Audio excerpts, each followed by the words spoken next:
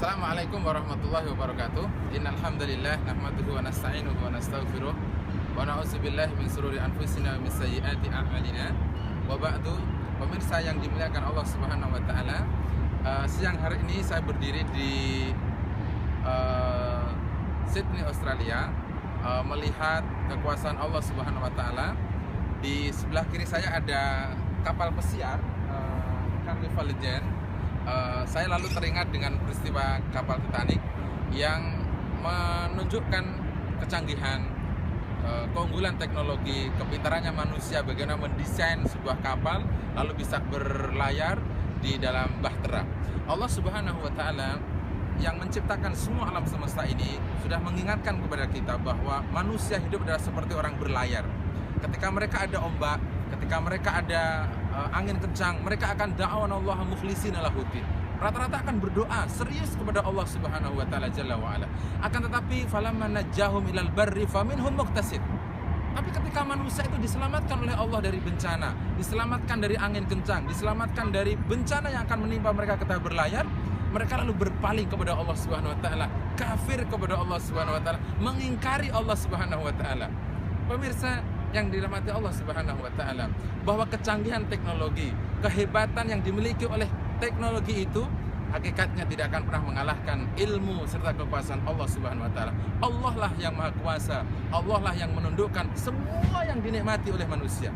Hatta lautan, hatta kapal besar, semuanya ditundukkan oleh Allah Subhanahu wa taala dengan kekuasaan, dengan ilmu yang dinyatakan oleh Allah Subhanahu wa taala di dalam kitab suci Al-Qur'an. Pemirsa yang dirahmati Allah Subhanahu wa taala, kenikmatan yang seperti ini, kecanggihan yang seperti ini, kelezatan yang seperti ini kita nikmati saat ini yang ada di Australia ini, orang bilang hanya sebentar.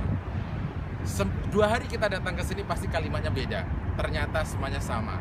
Sama dengan yang kita nikmati ada di Indonesia, bahwa dunia tidak akan pernah abadi, bahwa dunia hanya nikmatnya sebentar, tidak pernah lama. Mataun qalil, mataun gulur, harta yang sebentar, kenikmatan yang menipu, kenikmatan yang sementara dan tidak pernah abadi. Pemirsa yang dimuliakan Allah Subhanahu wa taala, mari kita selalu berbicara akhirat yang abadi. Akhirat adalah abadi. Semua kenikmatan yang ada di kapal Carnival Legend adalah hanya sementara dan tidak akan pernah abadi. Sesaat, sebentar, dan akan hilang, dimakan oleh suasana waktu, zaman yang tidak bisa dimiliki oleh manusia, yang tidak bisa dilawan oleh manusia. Mari kita berbicara kenikmatan akhirat yang Allah janjikan abadi, kekal, tidak akan pernah berakhir dan akan selamanya kita nikmati. Semoga kita bisa mengambil manfaatnya setelah kita menyaksikan betapa canggih dan hebatnya itu kapal pesiar yang diagung-agungkan oleh banyak orang, kenikmatannya, keluar biasaannya. Tetapi kalau Allah tidak menghendaki, sebesar apapun, secanggih apapun, sehebat apapun, sepintar apapun itu teknologi, Allah Subhanahu wa taala akan menundukkannya. Kita tahu peristiwa di Jepang, bagaimana Jepang dengan mengagungkan teknologi, mereka mengatakan bahwa nuklirnya tidak akan pernah hancur. Allah Subhanahu wa taala hanya membuat lautnya yang pasang, hancur semuanya.